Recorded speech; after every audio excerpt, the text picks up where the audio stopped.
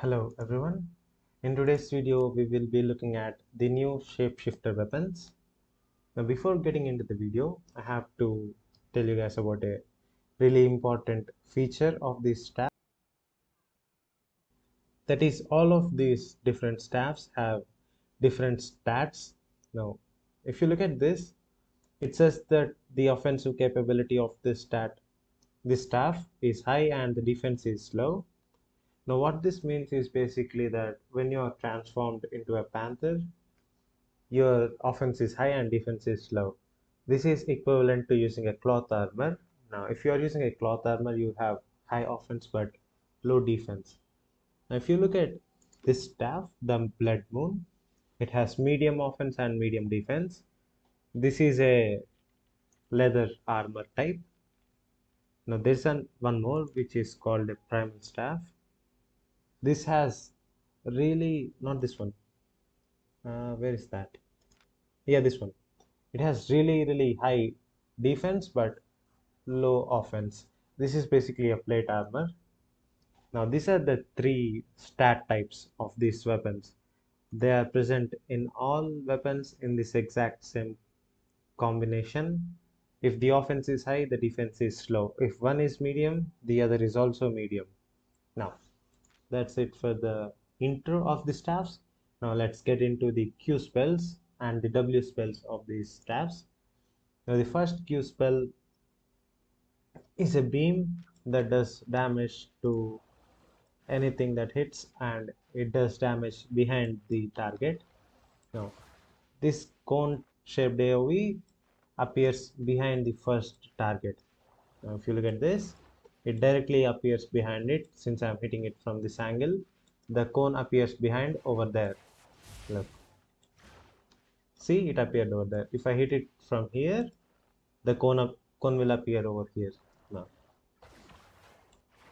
so that's the first Q, does some damage and does some AoE damage behind the target. Now let's look at the second Q spell, which is called Reality Crack. Now this is a laser beam. It does some damage to anything that it hits, and if you hit anything at all, you can use it a second time, which basically does the same thing as the first Q, but it does more damage. Now let's look at that once more. One laser beam, and the second laser beam will be bigger and stronger. Okay, now let's look at the third Q spell. The third Q spell is a damage and a shield spell. If you just hit the enemy with it, it will damage them. If you just hit the target with it, you'll get a shield. But you can also hit the enemy and the target at the same time, like this, and the allies will get a shield and the enemy will take damage. Now let's look at the final Q spell.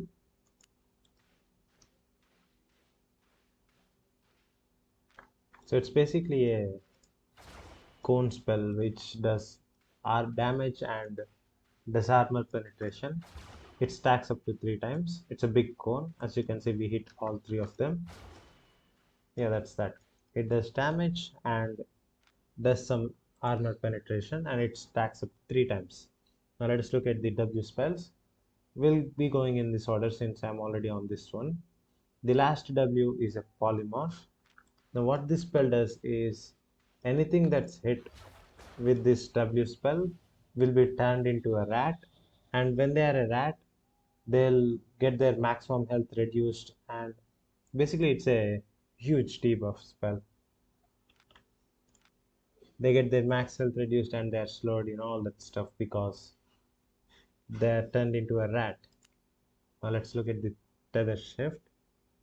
Now this can be used in a group PvE scenario. It's not possible to demonstrate this spell in a training area because these are not considered players.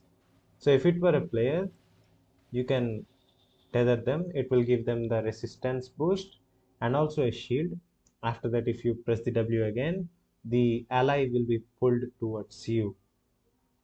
Now let us look at the second W. This is the same thing as this W, but instead of giving shields and giving resistance boost. This is just a damage spell and it pulls your enemies towards you and roots them in your place. That's, if you look at that, it hits 5 enemies at once, and every enemy is pulled towards you, and after they are pulled towards you, you can root them in place. Now let's look at the first W spell. Okay, this is pretty simple. It just hits everything where you place it, and everything that's in there will be slowed. It's like the Fire Staff's Q spell, where it throws a burning field on the ground, and everything in this AoE is slowed. That's all. Now that is all for the Qs and Ws of these weapons. Now let us discuss the passives. The passives are also quite simple. They are not very complicated. This is a max 2% health boost when you are in the beast transformation. If you transform, it increases your max and current health by 2%. That is it. Now this thing might be good. So when you are in the beast transformation, if you use your Q spell, it reduces the enemy's damage by 3% and it stacks up to 3 times. So it basically reduces the damage by 9% if you stack it up completely. The next one is innate power. After dealing damage to an opponent, they constantly give you shift charges for the next 30 seconds. This is the most useful one out of all these. I think most people will use this one, the innate power one. Now let's look at the last one, rule bender. After casting a W spell, your auto attack speed is increased. Yeah, it's also pretty simple. Look at the auto attack speed now. We cast the W and look at the auto attack speed now. It increases auto attack speed. That's it. Pretty simple. Now, all of these weapons have a different passive to themselves, and they also have a different auto attack. Now, this one has a different auto attack compared to everything else. Let's look at the auto attack. Every auto attack inflicts a bleed that does 20. So basically, it's a bleed spell. It's like the Axis bleed spell, but it stacks up. Okay, let's look at that. See, it stacks up to 5 times. Axe bleed only stacks to 3 times. Now it also reduces their healing because it's a bleeding spell. Okay, now let's look at the next staff. So it's the same. Every single staff has its own special auto attack and it has its own features. It's nothing that important or game breaking. These auto attack spells are very good. So basically spam your auto attacks whenever you are out of charges for Qs and Ws. Now let's get into these special spells like transformations and Qs and Ws of the transformations. Now before we go into the transformations of these animals, it's important to know how these spells interact with your armor. Now when you're transformed into your beast form, you will notice that you cannot use any of your armor spells. You can just look at them, but you can't use them. So what's the point of having armor spells in this? Now it has a special interaction with this set.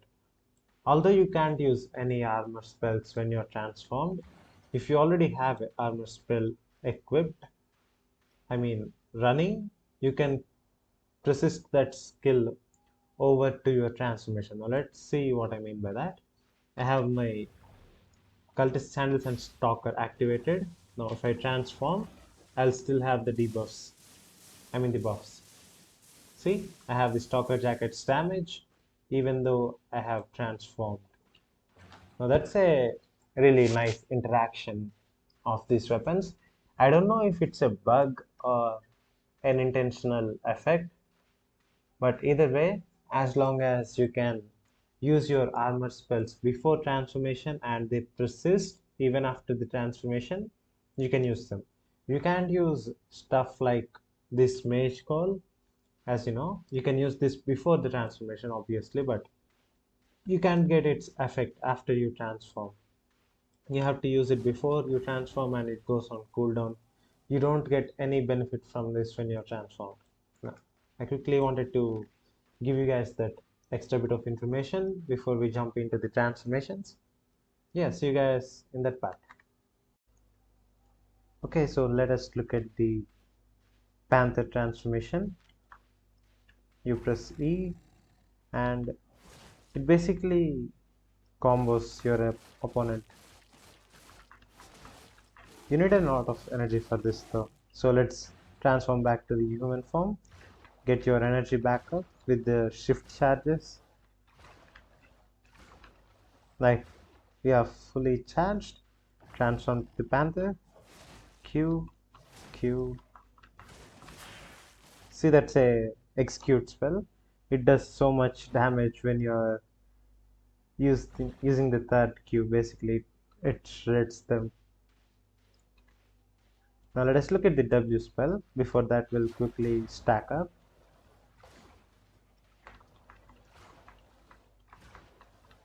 Like we'll transform again and use the W. It's basically a leap spell that jumps where you point and does AoE damage. It's nothing special. So basically the idea of this might be that you combo with your W and keep spamming your Qs until they die. Now let us look at this combo. You jump in, Q, Q, Q and final execute. That's it. That's your big combo and it does so much damage. And another thing about the Panther form is that the auto attack speed is really high and it does so much auto attack damage. Let us look at the auto attacks. Look, it hits so fast and it does so much damage. Now let us talk about the passive for the Panther form. So whenever you are out of this circle basically, so when no one's in this circle you will be invisible permanently, and if someone enters this circle your invisibility will be revealed, and while you are invisible you will also be slowed, and when you are invisible everyone around you in a 35-meter radius, not 25-meter radius, will be alerted. Now let us talk about the stats of the Panther. The offensive stat is very high, so you do damage of a cloth armor. Defense is low, basically the same thing, you take the damage of a cloth armor. So this is basically a cloth armor weapon. In the Panther form, it's the same as using a cloth armor. You deal high damage, you take high damage. That's it for the Panther. Now let us move on to the next staff. Now let us look at the abilities on the root bound staff, and it has the same type, a separate Q and a separate W like the Panther staff. Now let's charge up and see what it does. We transform. Now the Q spell is just a heal spell. If you have charges it does a big circle where you heal, and if you don't have enough charges it throws a small puddle that does damage. Let us demonstrate that. We'll spend up some charges. Yeah, see that small thing. We have to spend some more. Okay, I think we should be able to get it now. Yeah, this small puddle does contact damage. It does some damage and it constantly heals everyone that's in there. So you should just stack up some charges and put these Qs down. That helps your allies a lot. This is a support weapon basically. Now let's get some shift charges. We will transform. And now let us talk about the W spell, Barbed Roots. Now this is a broken spell. This is so broken. Now look at this. While you are channeling this, you are completely immune to damage. You can't be interrupted. You can't be stunned. Nothing. And when the channeling is happening, everyone in the zone, if they are allies, they get a huge shield and they cannot be crowd controlled or debuffed in any way. It cleanses everything and it gives them immunity to crowd control effects, and for enemies it slows them. So basically when you are in the W mode you don't take any damage. Your allies get a huge shield. They can't be CC'd. Basically, they become unkillable or unstoppable when they are in the shield. So let us discuss about the passive. The passive revolves around this green circle. Every ally that enters your green circle gets a bonus of health. Look, it has 2000 health, and when it walks into the circle, it gets more health. It increases your max and current health by 10%. This is a strong support option. It might be one of the strongest support weapons in the game. It will definitely become a meta item in the ZVZs. Now let's move on to the next staff, that is the Primal Staff. Now the Primal Staff's animal transformation is a bear. Now let's get some shift charges and get ourselves energy to use the bear spells. Okay, we transform, and the Q is basically a small AoE spell that does damage and stuns your opponents if you have charges. If you don't have charges, it will only do damage. Now let us look at the Wild Onslaught spell. Now it has two components. The first component is a dash. Now this dash knocks back anything that it hits, it does damage, and it also reduces their armor. Now the second component is a cone that does damage. It's like the war gloves combo thing. I don't know which war glove it is. The one that is used for open world farming. Okay, now let us look at the spell again. Yeah, it's a big damage spell. It does more damage to players, and it also has a fear factor basically. So mobs will run away from you if they survive getting hit by this thing for a little bit. Okay, now let's move on to the next staff, that is the Hellspawn. Now, before we move on to the Hellspawn staff, I forgot to mention the passive of the Primal Staff. Where is it? This one? Yeah. So basically, when your health hits less than 50%, you are enraged, and you will do more damage. Your crowd control effects will last longer, and your cast time will be reduced. It's basically a rage buff. Now let's move on to the Hellspawn staff. Okay, so the Hellspawn staff has a separate Q and a separate W, just like our other staffs. Let's get some charges and see how the staff performs. Now when you are in the Hellspawn mode, you throw a fireball for a Q. See, it does damage to anything it touches basically. Now if you have an option to teleport to where the Q is, and that will do a lot more damage than the first Q.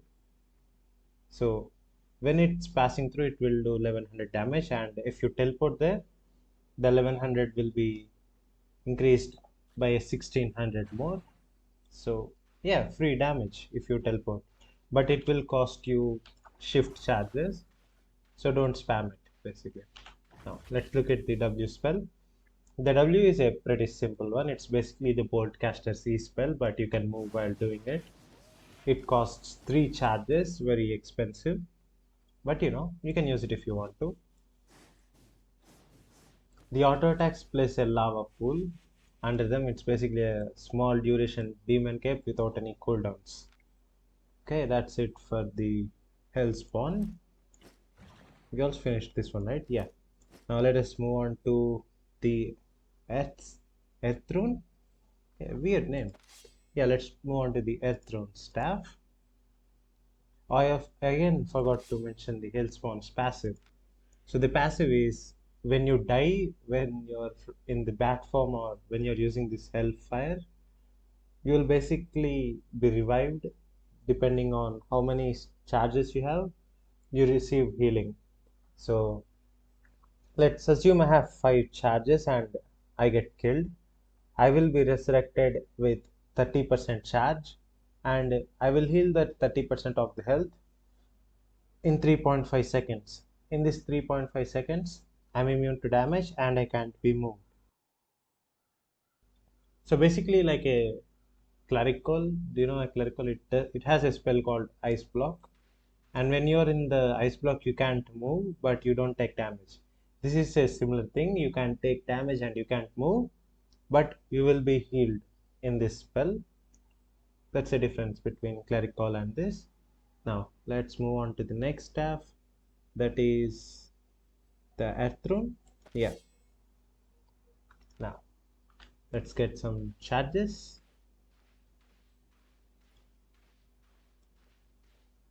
And this is going to be a long video.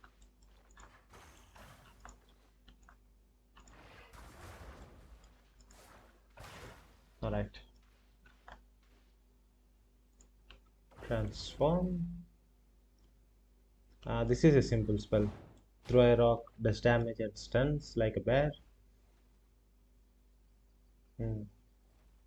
It has two effects. One and two. So the second one has a debuff that reduces the max and current health, and the first one is just a damage spell. It also pulls you, pulls the enemies towards you. And the second W spell also has a throw up spell like a knock up. It deals some damage and it also interrupts spell casting. And this has a lot of aggro generation, so don't use this when you are in PvE because it will pull every single mob. You might want that if you are a tank, but yeah, that's that. Now let us look at the passive. Grants immunity to all forced movements effect and uh, okay, so when you are in the giant form, you are not able to be crowd controlled. Basically, you can't knock back or stun a giant. I think you can still stun them. It's just knockbacks and slows. Now let's look at the other passive. This passive depends on your shift charges. If you have one charge, it increases your max health by 10%. If you have five, it increases your max health by 30%. Okay. Now let's move on to the next staff. That is the light collar. I think this is a direct opposite of a shadow collar. That's a cool name. It also looks really nice. Okay. Let's get some charges. Again, same concept. Spam your regular spells, you get charges. We are transformed. Mm, shoot a beam that hits all enemies. What? Okay, let's try this out. It hits everything. Yeah, that's all. It hits everything.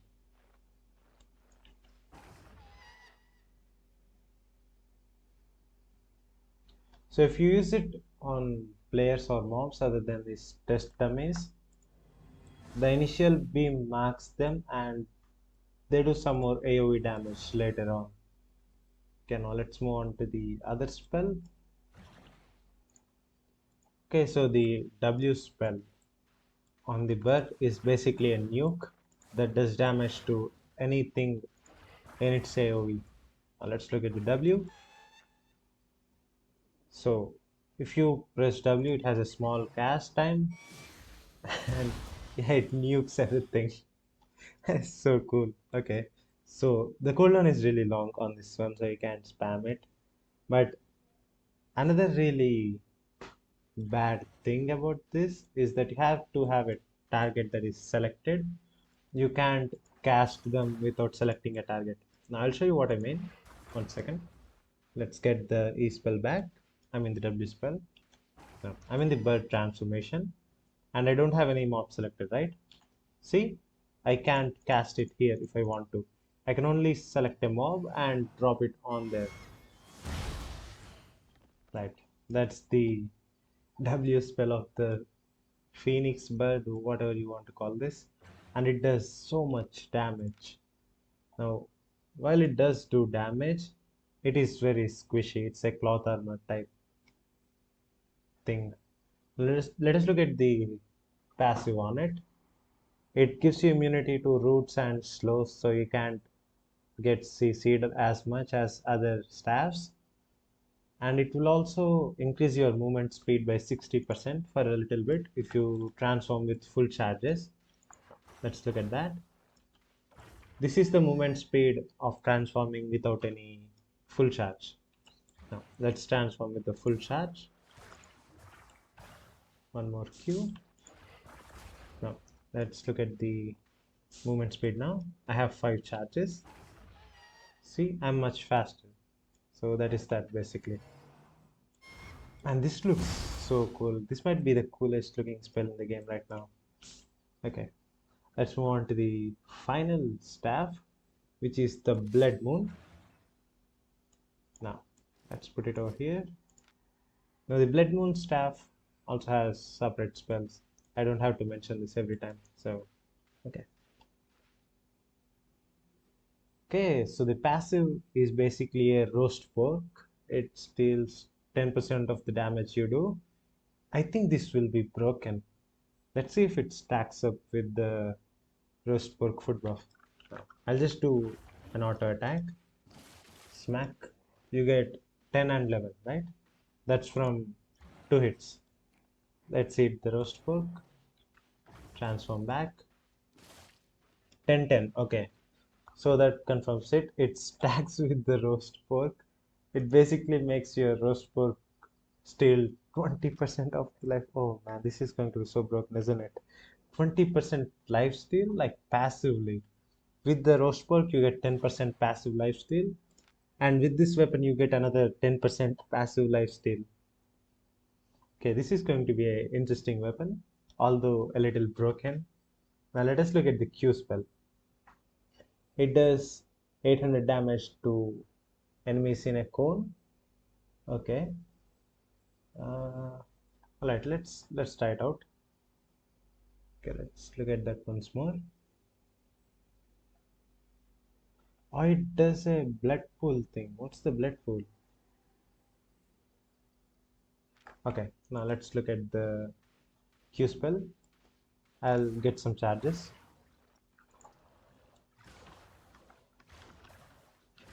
Okay, we are fully charged up. We transform and that's a Q.